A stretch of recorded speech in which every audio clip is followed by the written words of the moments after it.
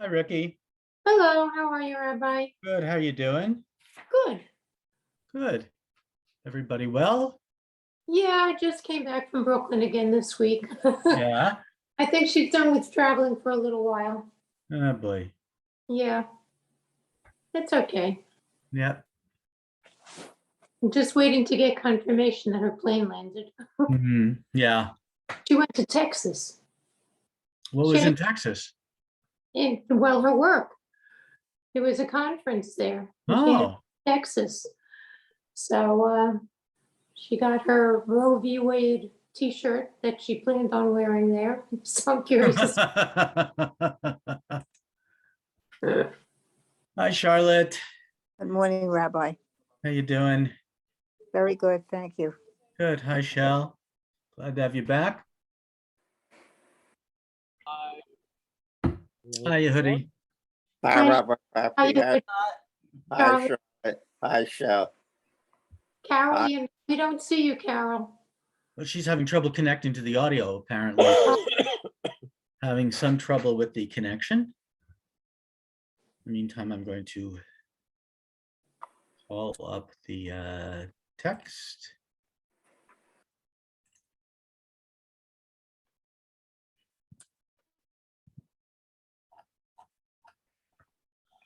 There you are. There's Carol. There I am. Yeah. Hi there. Glad you made it. Try and get that glare out a little bit. You know, as much as I like having a halo, it's okay. So let's get started. First of all, let me share the screen. And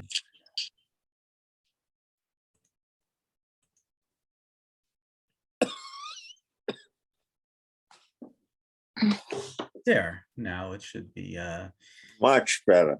yeah, it should be legible. Now, Parashat, once again, we have a parasha that's often combined, but because of the calendar, Bahar and Bechukotai are separated. And Parashat Bahar, of course, deals at the opening with the rules for the sabbatical year and the rules for the Jubilee year. And it's clear, first of all, that there's a certain theology that is being presented here, and that is that God is the owner of everything. God is the owner of all the land, as it were. God is the owner of all of the people, and that becomes clear in a number of statements in the parasha. But as much as that is the message, there is also a sense here of trying to create some social justice so that people aren't stuck in positions of poverty without land. There's also a sense of balance, of course. The land returns after in the Jubilee year to its original owners, but very clearly there is a concern for creating balance in society and a sense of justice.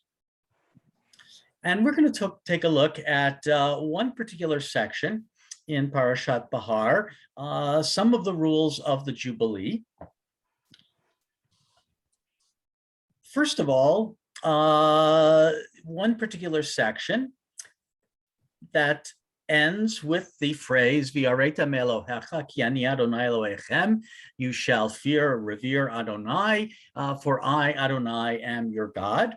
We saw that that was a refrain in other places in Vayikra, particularly in Parashat Kedoshim. And it sets off the laws of the Jubilee. So take a look at some of the issues raised and a particular methodology that one of the professors at the seminary, I wouldn't say he developed this methodology. We'll talk about that in a little bit. But first of all, let's just take a look at this particular passage. Do I have a volunteer to read? I'll read. Okay, thank you, Charlotte. That was you, Charlotte, right? It was Carol. Oh, okay, Carol. All right. whatever. When you sell property to your neighbor or buy any from your neighbor, you shall not wrong one another. In buying from your neighbor, you shall deduct only for the number of years since the Jubilee. And in selling to you, that person shall charge you only for the remaining crop years, the more such years. But that, no, that didn't make sense. Remaining. The higher the price you pay, the fewer such years. The lower the price for what is being sold to you is the number of harvests. Do not wrong one another, but fear your God, for I, God, Adonai, am your God. Mhm. Okay, so first of all, just overall, what is the concern? That somebody might get overcharged or, not be dealt with fairly in the transaction. Right, that, when you're selling land, just following the Jubilee, there's a time or just before the Jubilee, there's a concern of what people will do. And they talk about it as well with the sabbatical year, that someone is charged the right amount, the fair amount, in this case, for the number of harvests. What is the land worth by the number of harvests you have? If it's, I don't know, 5 years to the Jubilee, it's going to be worth more than 2 years. So that's the overall concern. And from reading the text, who do you get a sense the Torah is concerned about?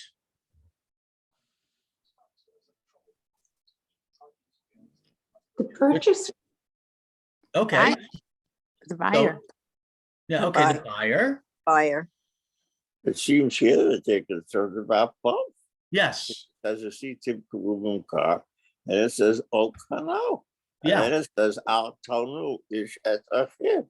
Yeah. So it sounds like neither one of them should drive a bargain, which would end up with the price that's being sold is one which is, I believe that the rabbis define it as more or less than 1/6 of its value.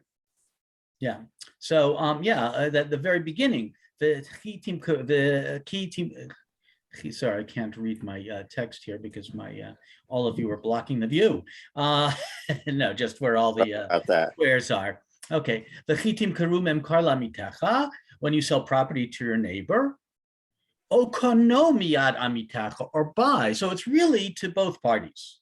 And indeed, Jewish law is concerned for both parties. So that's one thing to keep in mind. And in general, that's true for Jewish law. It's concerned both with the buyer and the seller. Now, anything else that stands out here?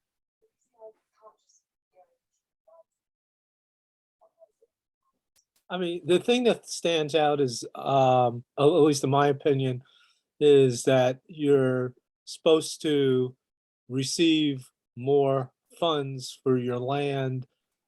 All depend if you're depending upon how many harvests you have left before the Jubilee year sets in.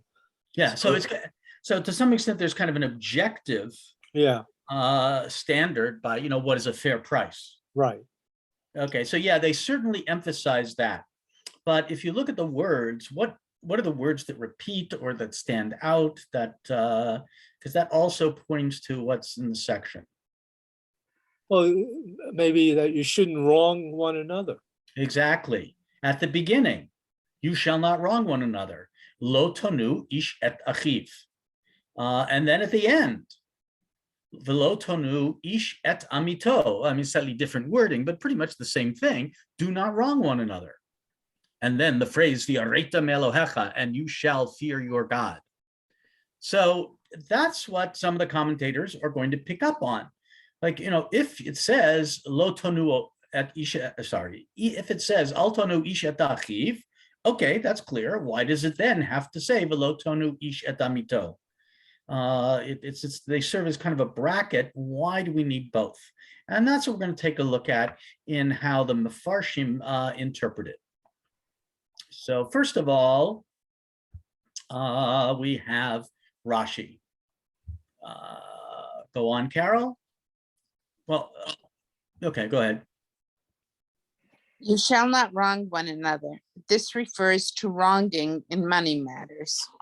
Okay, now it's interesting in the Hebrew text, it refers to the Talmud, and in the English translation here, they give Sifra. We can take a look at the sugya because it's an important sugya, but anything unusual about this comment when he says this refers to wronging in money matters? Well- Unusual about the comment, or what the comment is trying to distinguish it from? Well, yeah, we'll get It's to- also on Devarim. yeah. So, Yeah. but that's it. You know, why would you assume that? What other kind of ona'ah, what other kind of wronging is there? Because obviously, when you sell or when you buy, we're dealing with a monetary transaction. So, Yeah. you know, Rashi is adding here is ona'at mamon. You know, this is wronging in money matters. He's trying to distinguish it between another kind of wrong. And that we go down and see his comment. Sorry, this is also Rashi. I apologize for not distinguishing it before. You should get used to reading Rashi script. Yeah. Mm. Can I ask Really? the show for tonu, the one that means wrong? Yes, Um, we'll come back to that. That's okay. Good question. What does it mean? So in his second commentary on the second appearance of Velo Tonu, here's what Rashi says. Go ahead, Carol. Do not wrong one another. Here in scripture warns against vexing by words, that one should not annoy his fellow man, nor give him an advice which is unfitting for him, but is in accordance with the plan and the advantage of the advisor. Okay, so there are two types of ona'ah. Here he translates it vexing, before it was wronging. We'll come to a few different definitions shortly. But apparently there's another type of wronging someone, not necessarily monetarily, but also through what one says. And the examples here are something that annoys someone, but more correctly, giving him advice which is unfitting. You know, so giving advice that works well for the advantage of the advisor. You know, one can think of contemporary examples that, you know, if a, I don't know, a financial advisor says, you know, you should invest in this company. Now, you know, it might be okay to invest in that company, but it's particularly good for the advisor because he has a lot invested in that company, or he partially owns that company, and it would benefit him. We'll look at some other examples, but this introduces something that may or may not have jumped to our mind when here they're talking about buying and selling, that there are different kinds of ona'ah, different ways to wrong another person. Go on, Carol. But let's just say, who knows whether I had any intention to do him evil? Therefore it states, but fear your God. The one who knows men's thoughts knows it. Every matter of conscience, when no one knows the truth except the one who has the thought in his heart. Scripture always states, but fear your God. And then he gives a number of sources. Right. So Rashi adds here, not only is there ona'ah b'mamon, wronging by in monetary fashion, but also wronging by words. Mhm. And he adds really another theological reason, and also why this section ends with you shall fear your God. Because it's God who knows. That it's not just a piece of, well, you know, this is how you should conduct your business, but Now, God watches over how you conduct your business and knows what's in your heart and knows what you're doing.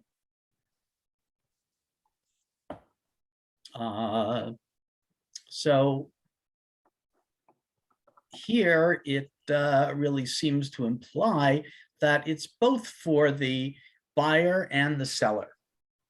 Not as clear, but definitely a possibility that's both for the buyer and the seller. Any comments, questions? Well, let's go on to Ibn Ezra's comment, and this is actually, he's commenting on the second Al Tonu Ish et Amito. Go ahead, Carol. Not wrong one another. This is to be understood as a warning to the seller for the first injunction directed to the buyer. Yeah, so he's also making a distinction that there are two parties in this, and the first lo tonu is directed at the buyer, and the second one is directed to the seller. Again, emphasizing the fact that we have that, both buyer and seller have to behave appropriately, and Jewish law is concerned about both the buyer and the seller, that both are treated fairly. And now Sforno also adds another point. Can you read it? You Yeah, shall not wrong one another, even though the sages said that there is no overcharging when land is involved. Yeah, that's a whole nother section in the Gemara, but still, there's a. That's not a good translation, though. Yeah. Kakao doesn't mean you're permitted to do that. You're not. It simply means that if it's discovered, you don't have to return the property, but it's still forbidden. And if it's discovered, you still get the onesh for it, which is Mako. Okay, it's not. And so the Ainul Kakao just means you don't have a responsibility to return something you sold. Whereas if it's metaltalid, which is stuff you can carry, movables, yeah, that's fine, then, but that's all. It's not a moral issue, it's a practical issue. Yeah. You can return animals, but returning property is a little difficult because you may have built something new on it. It's just not practical. It's like, hey, what if you took the wood and put it into another house?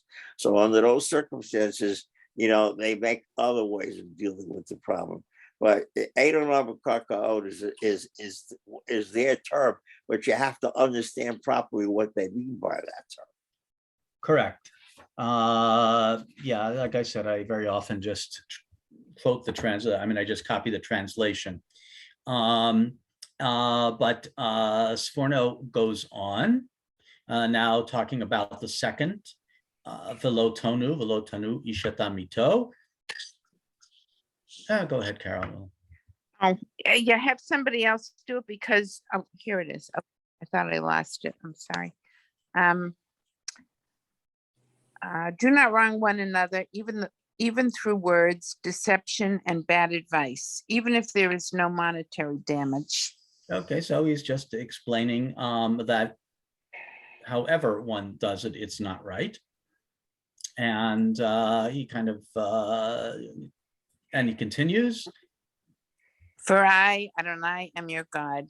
I am both God of the buyer and God of the seller. I am meticulous regarding deception from each of them. Yeah, so that's also what we saw up here in his first comment. That we saw in Ibn Ezra. That, there's a sense that both the buyer and the seller have responsibilities. And God is watching over it. So that's important on a number of levels. First of all, that, as I've emphasized before, that there's a concern for both the buyer and the seller, but also that the sense of how one engages in business is part and parcel of one's relationship with God. That our actions are always in service of God. That was true when we were dealing with the laws in Kedoshim, in that parasha, and we saw that there were all kinds of laws. There were laws regarding sacrifices, and there were laws regarding one's relationship with another. That Kedusha, or creating a sense of Kedusha, can be accomplished throughout all of our behaviors, from our most private to our most public. And that when you see, and hence the prophets very often, as we've seen, they're not necessarily, when they're complaining about what's going on in the sanctuary, in the temple, sometimes it's because of what people are doing in the temple. They're bringing improper things, sacrifices, or they're bringing the least that they can for sacrifices. But the prophets are also upset that, oh, you go into the sanctuary and you think that what you do there is fine, but when you come out, how do you treat people? Behavior has to be manifest, or loyalty to God has to be manifested both in the sanctuary and outside in all that we do. That's an important point. Let's just jump down for a moment to look at a bit of the Gemara that talks about ona'ah. That's an important idea in Judaism, the idea of wronging somebody else and how one may wrong someone else. So here we come to the Gemara, and first of all, a very clear Mishnah. Who would like to read?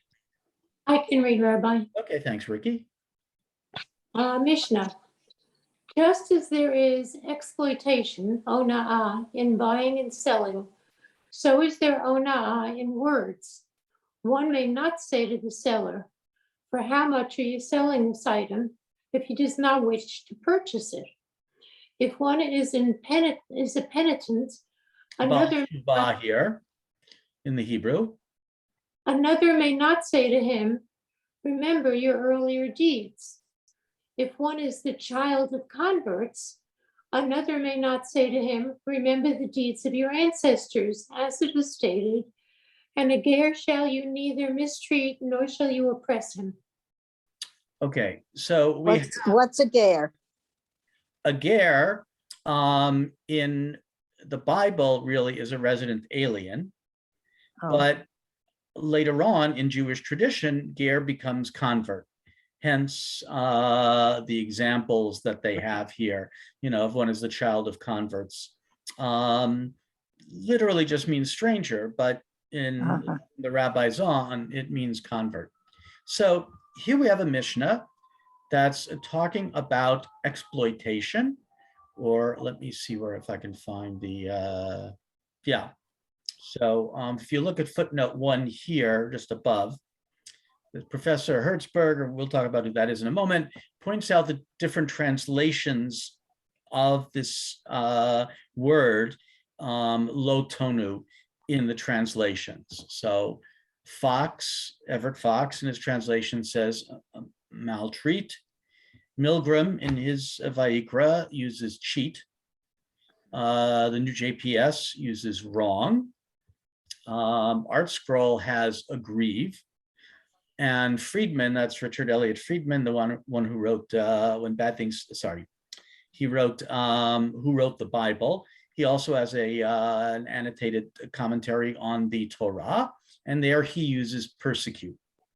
So there's a wide variety of meanings of this word, ona'ah, but I would say that wrong is one of the best. Maltreat is also very good, and in many ways, especially if you're talking about finances, exploitation is a good translation. But notice what's going on in the Mishnah here. So that first of all, to say, just as there is exploitation, or let's just say ona'ah, in commerce, in buying and selling, the mekach umemkar, kach ona'ah bidvarim, there is also ona'ah in words. And then the first example is, according to the Mishnah, I don't think that's right about You can ask what something costs. That doesn't mean you have to buy it. No, I think but it's all but wrong. you can't ask just in order to find Why out what not? the price is if you Why have no not? Why, intention. I'm to buy. sorry, I disagree completely Because with this, whoever wrote this Mishnah. Because maybe it will make a difference in whether you're gonna buy it or not. If it's a price you can That means you afford. might intend to buy it. What? What we're saying is if you have no intention, well, you go to a store and there's an item at a store like there's a motorcycle. You have no intention.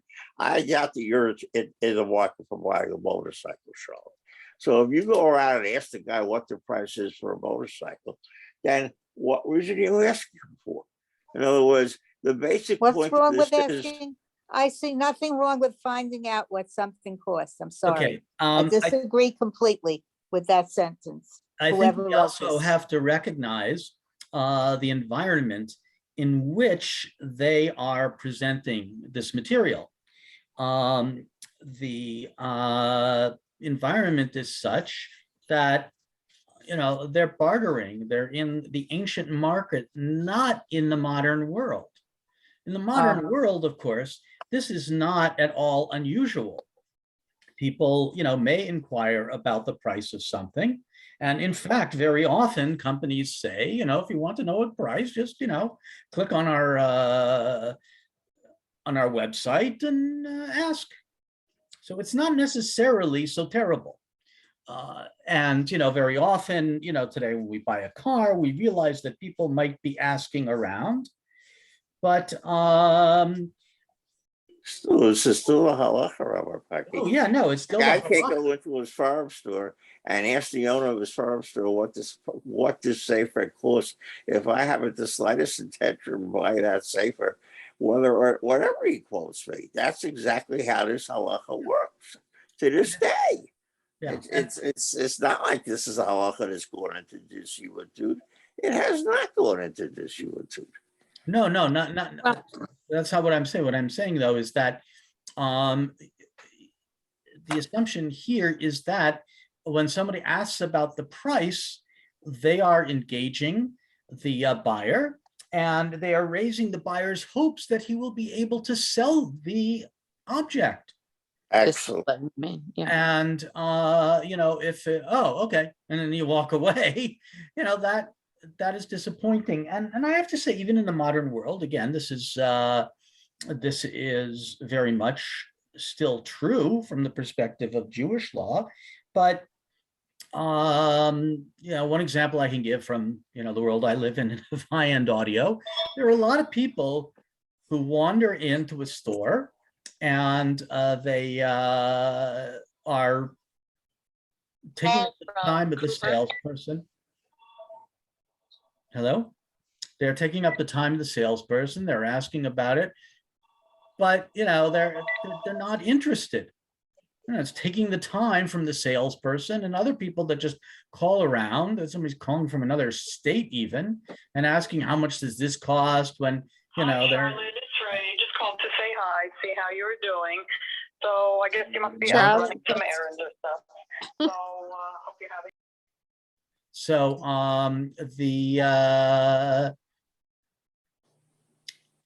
and again, you know, they're taking the time, they're taking the effort, and you know, they really have no intention. They just may be even using it against somebody else. So, but the example comes. This first example of ona'at dvarim comes from a situation of.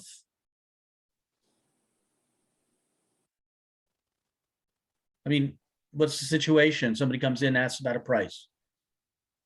It's a commercial situation. In other words, the beginning of the Mishnah, wait, sorry, I lost it. You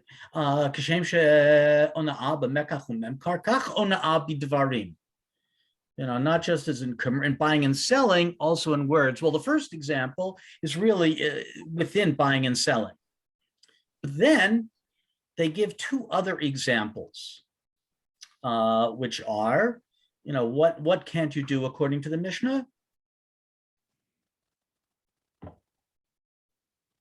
Okay, let's take a person who is known to be about tshuva, you know, and a person who once upon a time, ate, the Gemara elaborates, ate food that Yeah, wasn't which we'll come to. kosher. And then now they, of course, have sworn off eating food that is kosher. And then you say something to him like, that person's, there are actually specific stories like this. So now that person is learning Torah with you, and you say, the person who once ate tray food is now using his mouth to talk Torah, that type of thing is, is shaming someone. And I think what you said before about the merchant is absolutely correct. To ask a person what the price is basically implies that the man has a chance to make a sale. And if there's no such chance, then it's improper to ask the person what the price is. Again, what you're doing means hurting people's feelings verbally, okay? And that's become a big deal now. And in New York Times, they call it hate speech. But the bottom line is that we already were long ahead of this. And we realize that, freedom of speech does not extend to verbally using your mouth to hurt other people's feelings. Yeah, and here they move from the commercial to the personal. But even the commercial the issue was the feelings, like you just pointed out. But they're really expanding it. And here they're giving examples of, precisely what Yodi said, is not shaming someone.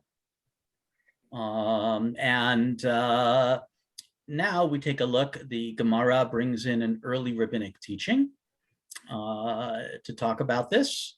Ricky, you were reading? The sages taught, it is written, do not wrong one another, but fear your God. For I, Hashem, am your God. The verse is speaking with regard to verbal mistreatment. Do you say that it is speaking of verbal mistreatment, or perhaps it is speaking only with regard to monetary exploitation?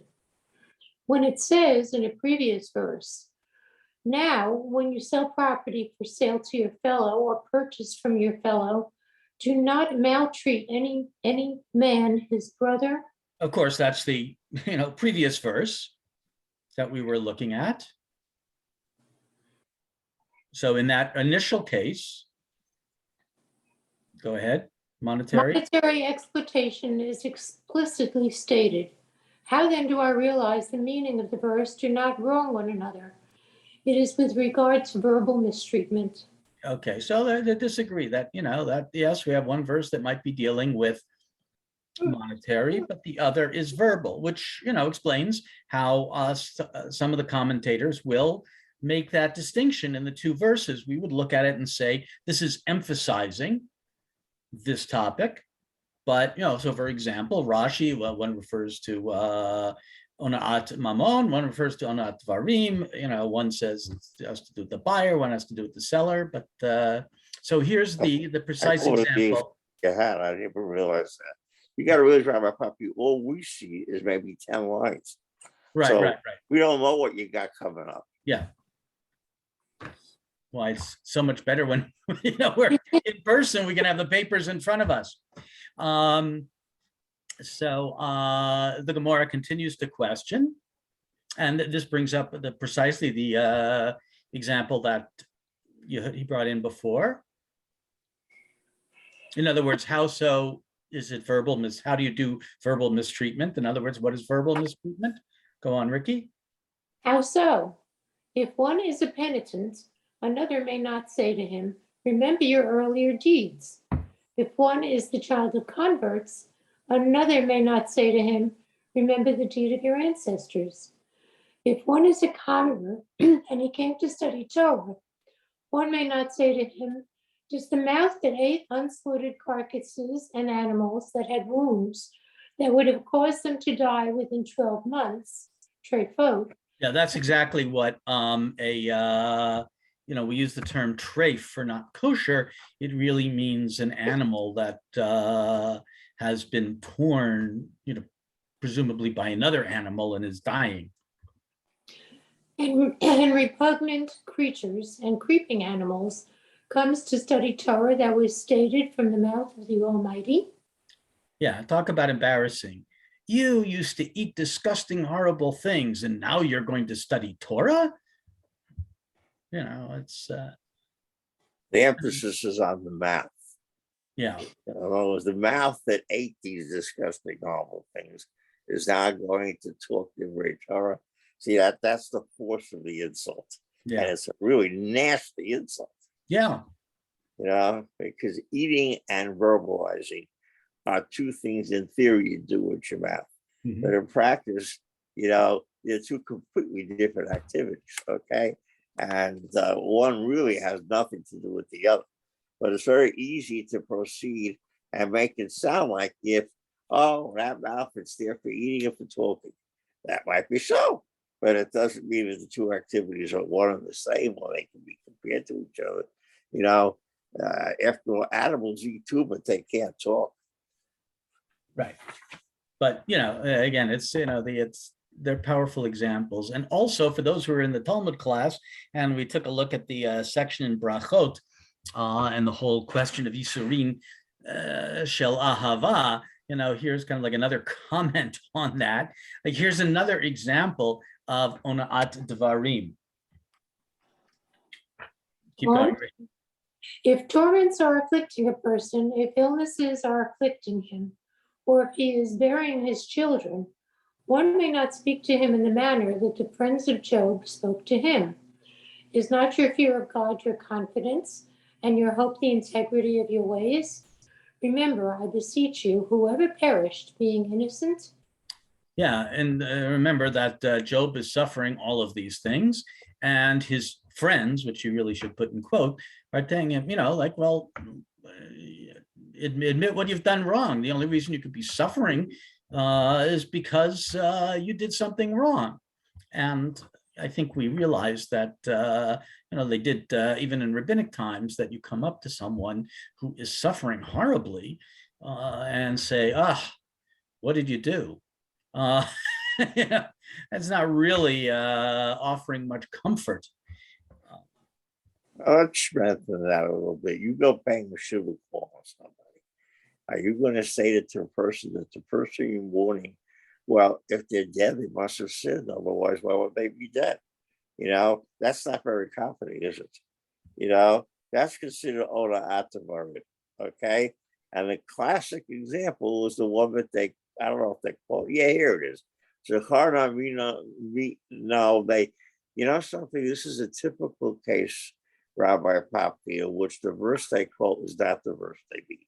The verse they mean is the one that comes afterwards. It's not Hello, it's Zacharna Mihu Naki Avad. Oh, there it is. Yeah.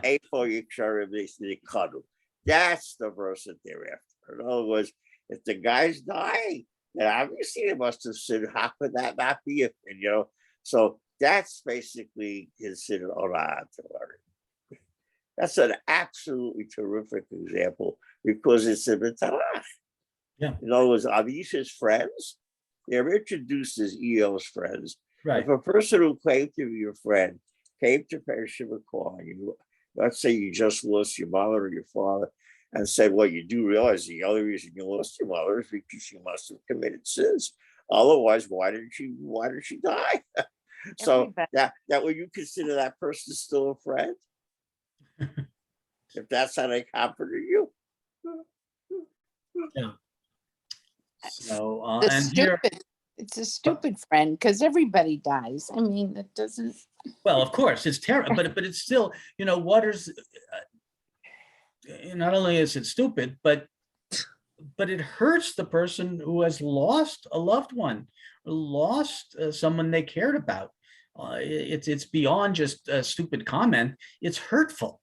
Yeah, And they continue with these other examples of Ona'at Dvarim, how you say something that really just is, maybe not quite as hurtful, as directly painful, but it affects a person.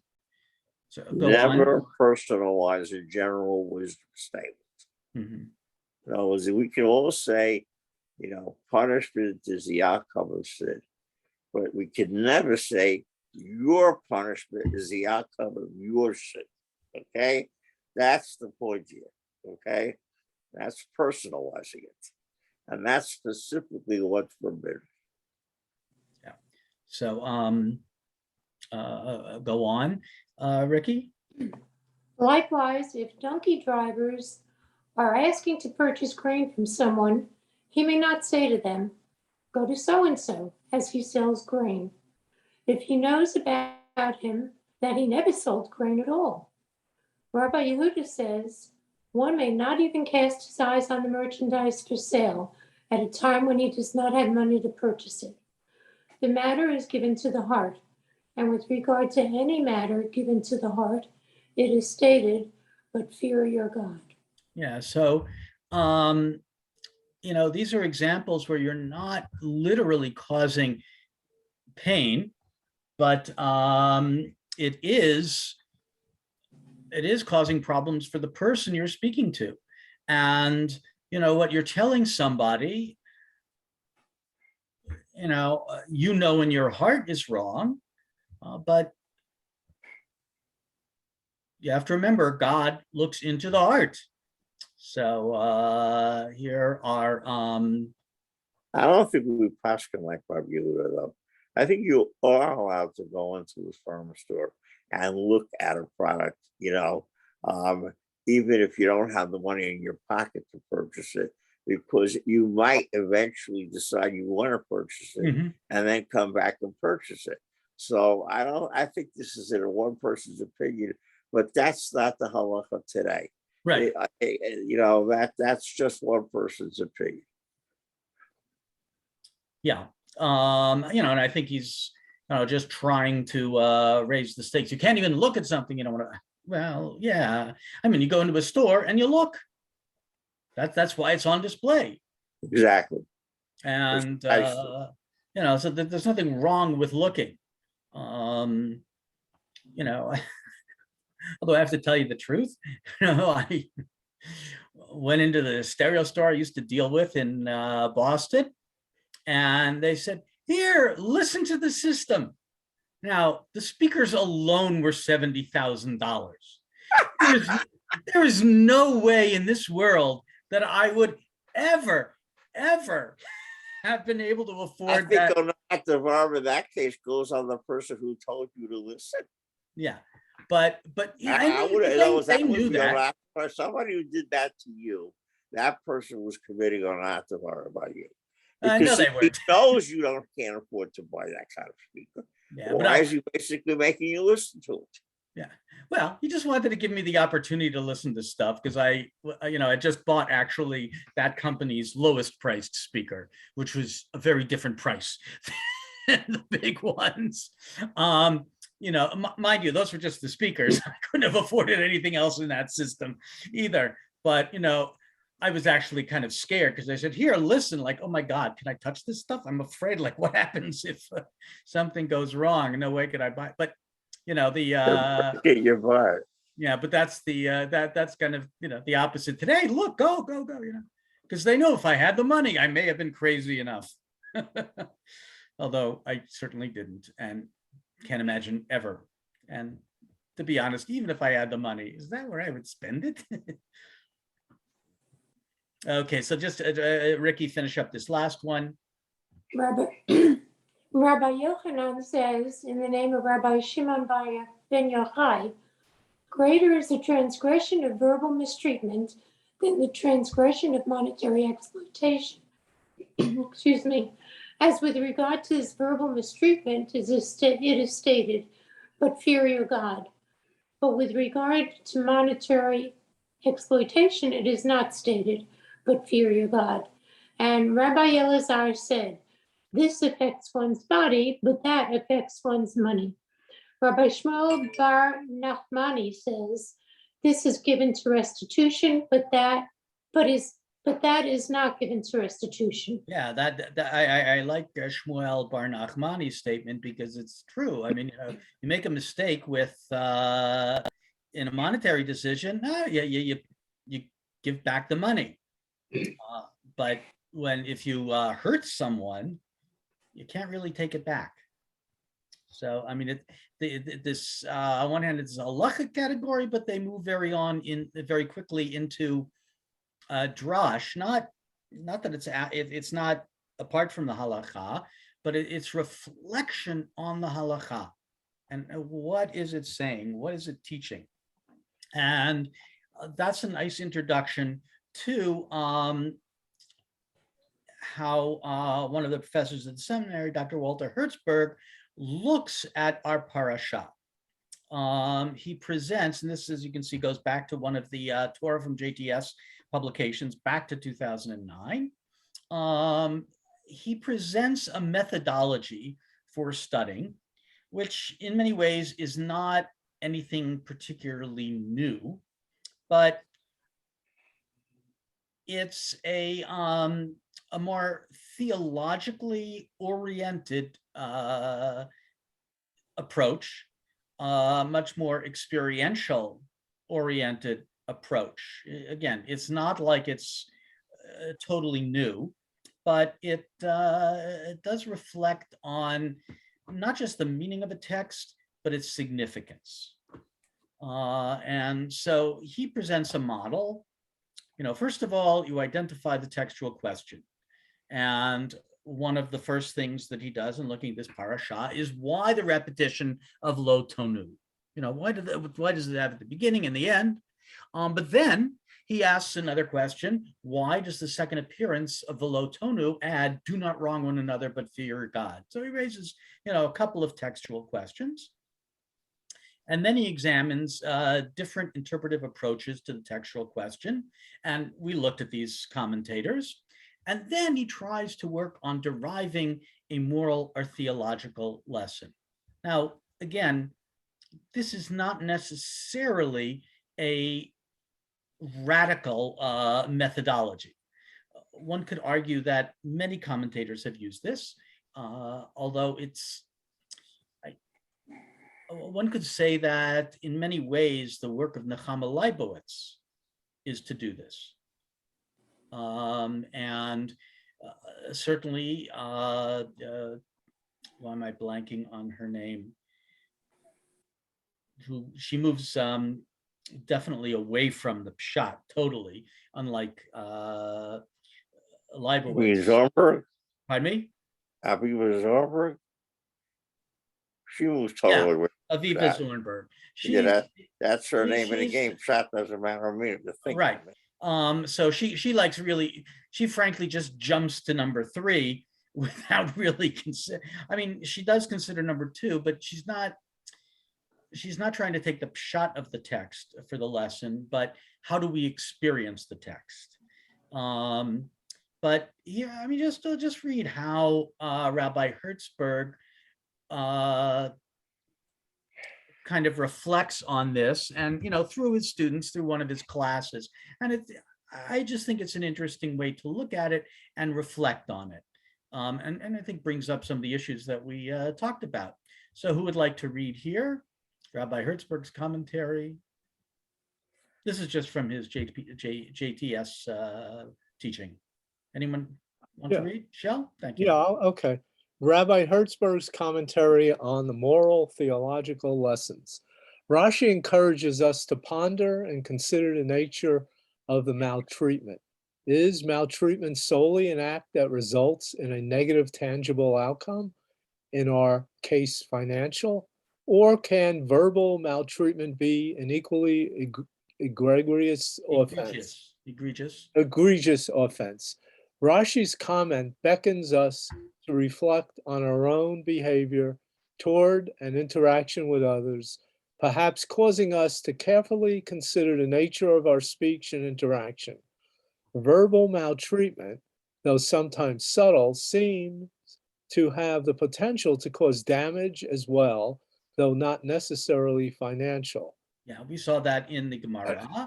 And, it's just one of the powers of Rashi's commentary is he is often drawing on the rabbinic ideas and brings them out. And so therefore, it's more than just commenting on a text. It's like, what is ona'ah and how do we hurt other people? Go ahead. Ibn Ezra, on the other hand, with his focus on the identity of the maltreater, or more specifically, the financial offender, encourages us to be aware that there is always two sides to any transaction, that it is not the seller alone who may take advantage of the buyer, but the buyer who may take advantage of the seller as well. In other words, contrary to popular opinion, it is not always the seller who is the potential defrauder. Similarly, in situations involving parents and children, teachers and students, employer and employees, both sides possess the potential to maltreat. This interpretation may help us consider the complex nature of relationships and become cognizant of the fact that the identity of the maltreater is not always clear-cut or obvious. Sharon Barr, another rabbinical student in my advanced exegesis class, beautifully articulates an approach to the text that is applicable to the analysis we completed above. By the way, she's, I believe, since graduated from rabbinical school. Go on. In each of the comments we studied, the rabbis attempted to make God's words clearer and God's expectations perhaps more attainable. As opposed to looking at this phrase as merely another commandment with God, which God demands that we fulfill, it is now an opportunity for meditative reflection and reflective action as we think about our own preferred understanding of it in our everyday lives. Yeah, so wait, before you go on. So that's also, taking it to another level, thinking about what is ona'ah. Now, on one hand, it's commenting on a specific mitzvah, but it also is saying, this is not just about a specific mitzvah, but also how we live. What does God really want of us? Part of this reflection is also Professor Hertzberger's reading Fishbane's book, which he was reading with the class, I guess. Anyway, go on. Sharon's comment was based on the following excerpt from Fishbane's book. Textual study thus becomes a discipline of ethical and spiritual self-cultivation, and scripture is transformed thereby from an authoritative corpus of received laws, beliefs, and memories into an authorizing matrix for ongoing meditative reflection and reflective action. The Jewish theology that results is multiple and pluralistic. Theology is not merely a type of thinking, but also a type of living. Yeah, that's very, that's Fishbane in his language. But I think you get the sense that his understanding, our study of a text as a spiritual exercise, our study of text and understanding the text is supposed to have an impact on how we conduct ourselves. And that kind of reflection and meditation is something that comes from study. And so, I think there's a great deal of truth in that. And again, I don't think it's necessarily all that radical. I mean, when we talk about— It's not radical. This is a fundamental. Judaism is not a religion. It's a way of life. Yeah. Studying the text means how to live. Yeah. Not just to have this is not Plato and Aristotle. This is studying things in order to, the next time I go into a store, how am I going to behave? Yeah. So, and again, like I said, this is not radical. And, the idea of Talmud Torah as a spiritual discipline, well, yeah, all of this is kind of basic.